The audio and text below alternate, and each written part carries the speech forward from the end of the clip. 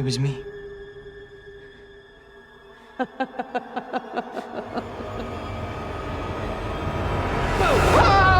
Who was spooking Billy at the end of the previous penultimate chapter?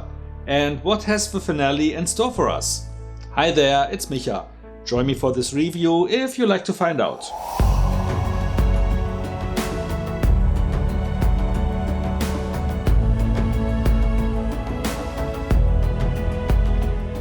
The finale starts back in 1750, where we find a pregnant Agatha just about to give birth.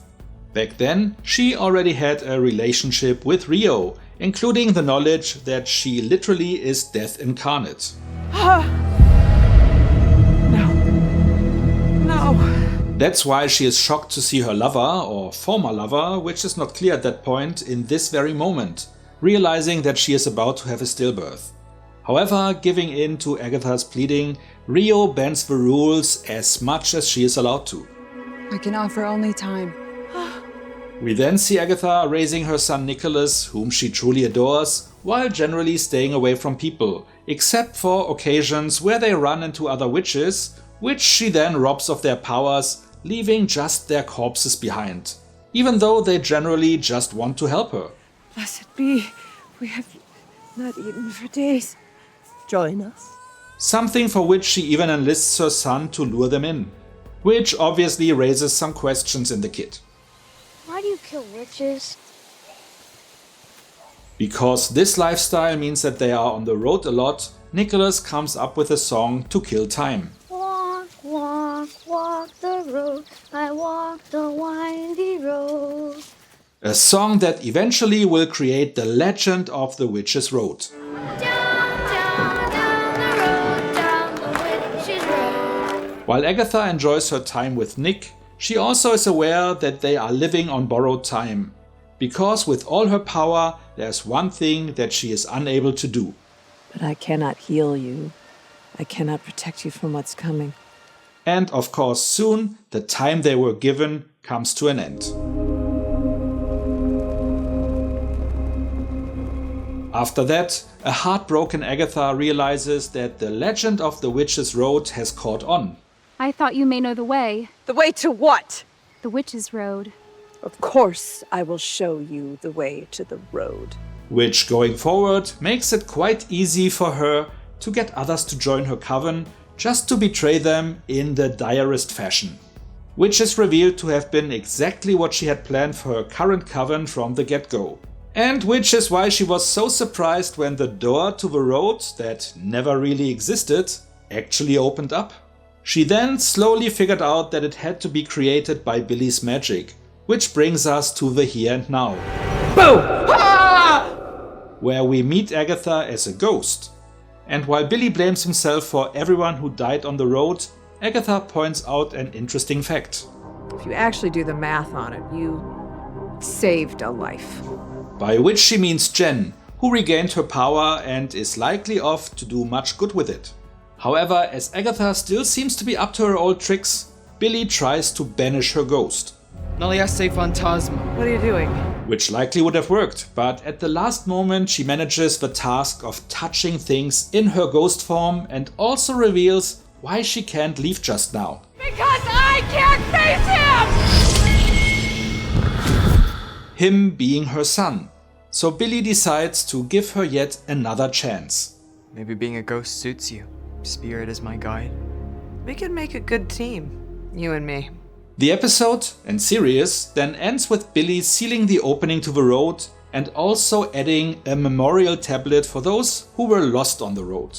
And then they step, together, into the unknown with one clear goal. Let's go find Tommy. Well, it shouldn't have been a surprise that Agatha returned and that it was her who spooked Billy. I wasn't expecting her to be a ghost though. But as she is one in much of her comic storyline, it also shouldn't have come as a surprise. As the show strays away a lot from the comics, with which I'm not that familiar anyway, all bets were off. In the comics, Agatha is Wanda's mentor and a truly good person. That one I knew and therefore was a bit disappointed by Agatha being the bad guy for most of the show, just turning good at the 11th hour. As a side note, in the comics her son Nicholas didn't die, but becomes an evil warlock who fathers the Salem 7. If you like to know more, check out the wiki page for Agatha Harkness, which holds some wild details. One thing there that stood out to me was about Wanda.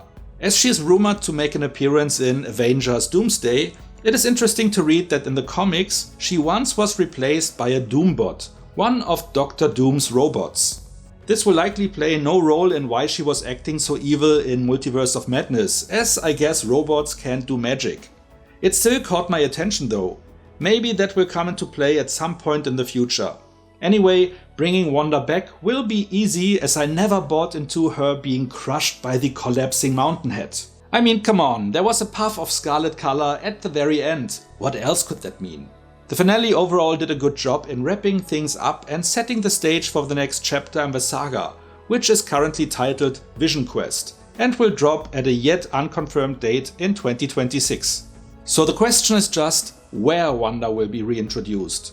Doomsday is listed with a release date of May 2026. Will that be before or after Vision Quest? The end of this episode for sure made it clear that that show will be all about finding Tommy, while the title more than suggests that Vision will play a big role in it. Would be nice if they also brought Wanda back there, but I'm happy any which way that happens.